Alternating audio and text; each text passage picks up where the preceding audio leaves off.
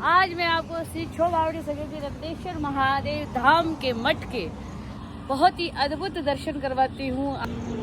और यहाँ की जो मेन जो बाबा जी के दर्शन की जो महिमा है वो मैं आपको बताऊंगी। उससे पहले मैं आपके यहाँ के ओम नमो नारायण के दर्शन कराती हूँ। ये नंदीश्वर महादेव का मंदिर है और यहाँ रंग बिरंगी अनेकों प्रकार की चिड़ियाँ हैं और सबके खाने पीने की इतनी अच्छी व्यवस्थाएं अंदर कर रखी है। आप देखिए बाबा के धाम में बहुत सुंदर व्यवस्थाएं हैं यहाँ पर।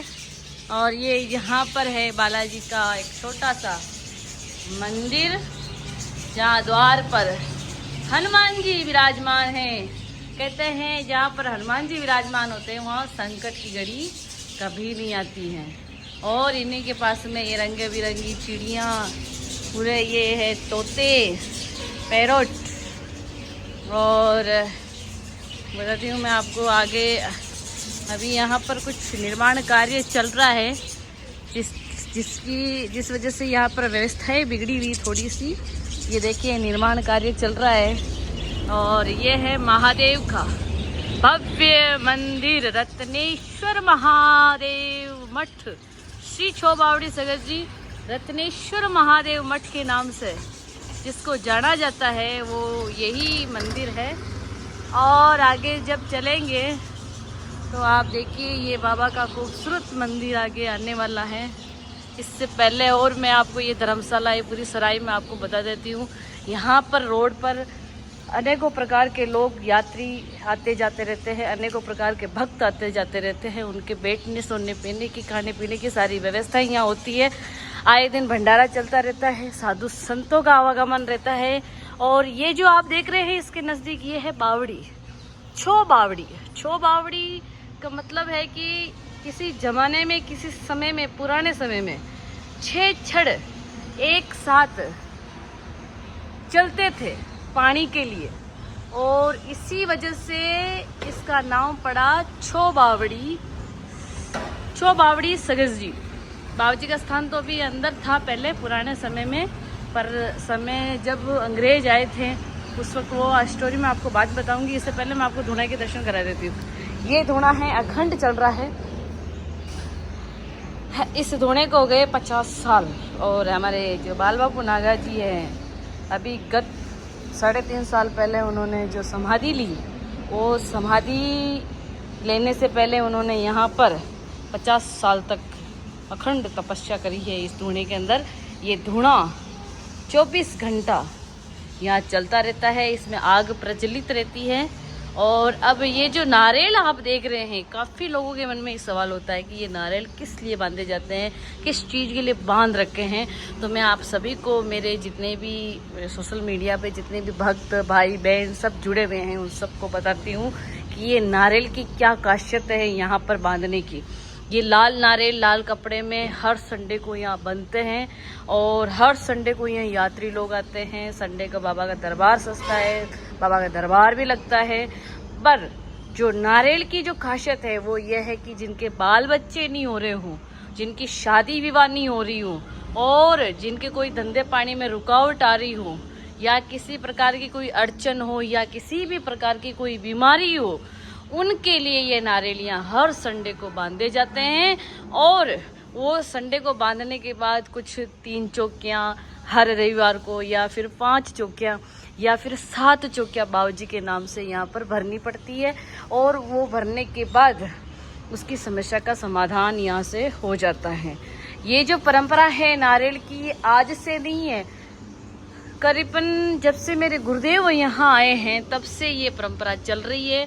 और इस परंपरा को आज 50 साल हो गए और 50 सालों में भी आज वही बाबा जी के जो चमत्कार है आशीर्वाद है, लाखों लोगों को इसका आशीर्वाद मिलता है भगवान का श्री छो बावड़ी सगत जी महाराज का। अब मैं आपको बताने वाली हूँ जो मेन जो स्थान है पाठ्य स्थान, वो पाठ स्थान यहाँ पर ये भैरवनाथ का स्थान है। ये भैरवनाथ जी जो है बाबा बावड़ी में से निकले थे अभी 12 महीना पहले। और इनका भी बड़ा एक अपने आप में एक बहुत बड़ी कहानी है, बहुत बड़ा चमत्कार है आपका निकलना भी। और ये है बाबा जी की दर्शन मेन ये मेन पार्ट स्थान, ये मरानाथ खमा खमा मेवाड़ नाथ की जय हो, एकलिंग नाथ जी महाराज की जय हो, दाता श्री छो बावड़ी सगेश्वरी महाराज की। ये मेरे दाता मेन बावजी जो सगेश्वरी महाराज है, ये मेन स्थान, ये वही स्थान है। देखिए आप अच्छे से दर्शन कीजिए बाबूजी के। और अब जो मैं आपको बताने वाली हूँ आगे की, जो आपको जो स्टोरी जो पता है, बहुत सारे लोगों ने मेरे वीडियो पे देखा हुआ कि रेलवे लाइन सबसे मेन पॉइंट, कि रेलवे लाइन का क्या लॉजिक है, क्या है या रेलवे लाइन की कहानी क्या है। तो ये जो रेलवे लाइन की जो कहानी है मेरे भाई बहन, ये देखिए आप बिल्कुल बाबूजी के मंदिर की, ये दूसरा द्वार है। वैसे फर्स्ट द्वार तो मैं आपने स्टार्टिंग में से बताया था, ये दूसरा द्वार है। ये भी यहाँ से भी लाइन में इधर से भी लोग आते हैं, भक्त लोग आते हैं, तो ये उन लोगों के लिए द्वार खुला हुआ है। ये जो स्टोव लगा हुआ है आप देखिए, ये वाला जो स्टोव, ये अंग्रेजों के द्वारा लगाया गया था। आज से जो अंग्रेज यहाँ पर भारत में आए थे, और कहते हैं कि भारत में जो ये रेलवे लाइन पड़ी हुई है, रेल जो है, ट्रेन जो है, वो अंग्रेजों की ही देन है, भारत में वही लेके आए थे। और जब वो यहाँ से जयपुर से उदयपुर जब लाइन डाल रहे थे, जयपुर से उदयपुर को जोड़ रहे थे, उस वक्त ये लाइन उन्होंने ये डाली थी। और जो फर्स्ट लाइन थी वो ये वाली लाइन थी। ये वाली लाइन तो सेकंड लाइन है, पर उनके द्वारा डाली हुई लाइन, ये अंग्रेजों के द्वारा ये वाली लाइन, ये सीधी आप देखिएगा, ये सीधी सीधी ये इस तरह से निकल रही है, और ये सीधी निकल करके बावड़ी की तरफ जा रही है। देखिए आप, पूरी बावड़ी की तरफ, धुना में से होकर के बावड़ी की तरफ। उस वक्त तो धुना नहीं था, यहाँ पर जंगल था पूरा, पर उस वक्त मतलब बावड़ी में होके निकाली थी उन्होंने, बावड़ी को पूरा भर दिया था। फिर जब बाबूजी उस बावड़ी के अंदर थे, तो भगवान ने चमत्कार बताया, और इस रेलवे लाइन को वो तो रात को, तो दिन में तो लेबर डाल के जाती थी, और रात को भगवान स्वयं श्री छो बावड़ी सगेश्वरी नाथ इस पटड़ियों को उखाड़ करके और यहाँ से 10 किलोमीटर दूर फेंक के आते थे, पता ही नहीं चलता था। अब सुबह आकर के जैसे ही वो देखते थे कि भी रेलवे लाइन यहाँ दिन में तो डाल के गए, अभी रात को तो यहाँ मिली नहीं, सुबह आए तो वापस दिखी नहीं, तो गई कहाँ। तो ऐसे में फिर उन्होंने काफ़ी 6 महीना 12 महीने तक इस तरह से ये सिलसिला चला रहा कि दिन में वो डालते थे, रात को बाबूजी फेंक के आते थे। फिर एंड में बाबूजी का ऐसा परिचय हुआ, ऐसा चमत्कार हुआ अंधाता का, कि कोई अपंग हो गया, कोई क्या हो गया, कोई अंधा हो गया, हार थाक करके उस स्थान को, जगह को छोड़ करके, और फिर लाइन, ये क्रॉसिंग लाइन, यहाँ से देखो, यहाँ से घुमाव दे के साइड में से होकर के ऐसे लाइन ये निकाली, और उसमें से उनको बेकायदा आशीर्वाद दिया कि मैं यहाँ बैठा हुआ हूँ। आवाज़ आई उस वक्त कि मैं यहाँ बैठा हुआ हूँ, तो मैं इस लाइन को साइड में वे निकाल, सारे अलग जगह निकाल, इन्हें हमारा ऊपर छाते पे मत ना के चिल्ला। इस तरह से मेवाड़ी भाषा में, मेवाड़ की जो भाषा है उस भाषा में बात करके बाबूजी ने बताया, और फिर उन्होंने उस लाइन को साइड में से निकाला। तब से ये फिर अंग्रेज, ये जो इतिहास है, वैसे मैं आपको बहुत शॉर्ट में बता रही हूँ, लेकिन ये अंग्रेजों के ज़माने में उस वक्त भी कलम चलती थी, उस वक्त भी कागज़ वगैरह हुआ करते थे, तो उन्होंने नक्शा बना करके इस स्थान के नाम पर पूरी जगह 2 बीघा 2.5 बीघा जगह रेलवे की तरफ से ये जगह छोड़ी हुई है। भारत का तो मुझे पता नहीं, लेकिन राजस्थान में मैं कह सकती हूँ कि ये नंबर 1 स्थान है जहाँ पर इस तरह से रेलवे ट्रैक निकल रही है, और इतनी नज़दीक निकल रही है, इतना पास में निकल रही है।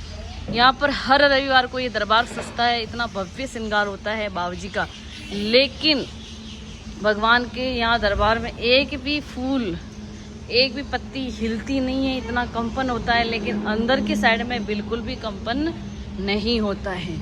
और कोई भी ट्रेन निकलेगी यहाँ से, कोई भी साधन निकलेगा, तो बिना हॉर्न बजाए यहाँ से नहीं निकलेगा। ये श्रृंगार यहाँ, ये ट्रैक है, और ये बाबूजी का स्थान है, इतना नज़दीक। अब यहाँ जो श्रृंगार होता है बाबूजी का, भव्य ये मंदिर सजता है हर रविवार को, लेकिन एक भी पत्ता, एक भी फूल यहाँ से हिलता नहीं है। बहुत बड़ा चमत्कार है। हर रविवार को ट्रेन अपने आप या 11 समास को एक बार ब्रेक लगाएगी ट्रेन, और ब्रेक लगेगा तब फिर एक बार रुक के फिर रवाना होती है यहाँ से। ये भी बड़ा बाबूजी का चमत्कार है। और ये मेन दरवाज़ा है, और वहाँ जो सामने आपको दिख रही है ये है 6 लाइन, पूरे इंडिया को जोड़ रही है भाई, 4 राज्यों को जोड़ के रखती है, ये वो वाली लाइन है। अब इधर तो सामने फ्रंट पे देखे मेन गेट की तरफ तो हाईवे 6 लाइन निकला हुआ है, और इधर अगर आप देखेंगे तो रेलवे लाइन निकली हुई है, और भी भारत सरकार की सबसे बड़ी लाइन। तो ये अपने आप में बहुत बड़ा चमत्कार है, ऐसा स्थान, ऐसा अद्भुत स्थान। काफ़ी यहाँ पर रेलवे के जो ऑफिसर है, इंजीनियर हैं, उन्होंने काफ़ी शोध किया, काफ़ी हटाने की कोशिश भी करी इस स्थान को बाद में भी, लेकिन ये अपने आप में नहीं हटा, और काफ़ी बार कहीं ना कहीं प्रकार के चमत्कार होते रहे हैं। अब मैं जो आपको दूसरी पार्ट में बताने वाली हूँ, ये है समाधि। ये मेरे गुरुदेव की समाधि है, बाल बापू नागा जी की, श्री श्री 1008 श्री बाल बापू नागा जी, जिनको मेवाड़ के अंदर भोले राजा के नाम से भी जाना जाता था। अभी कुछ महीने पहले यहाँ पर यज्ञ हुआ, महारुद्र यज्ञ।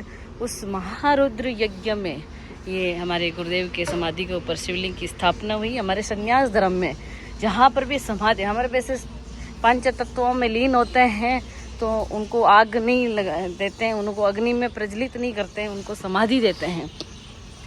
तो वो समाधि हमारे ये ऐसे समाधि लगती है। अभी ये निर्माण कार्य चल रहा है, यहाँ भव्य मंदिर बनेगा बाबूजी का, और यहाँ पर शिवलिंग की स्थापना हुई इस समाधि के ऊपर। और इधर जो है ये सराय है आने जाने वालों के लिए। इधर महादेव, रत्नेश्वर महादेव जी का मंदिर यहाँ पर विराजमान है।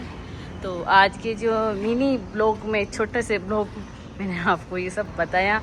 अगले नेक्स्ट वीडियो में मैं आपको ज़रूर बहुत कुछ और भी बताऊंगी, जिससे जान कर के आपको बहुत अच्छा लगेगा, सुन के भी बहुत अच्छा लगेगा, और धर्म के प्रति आपकी बहुत आस्थाएं बढ़ेगी। जय श्री राम।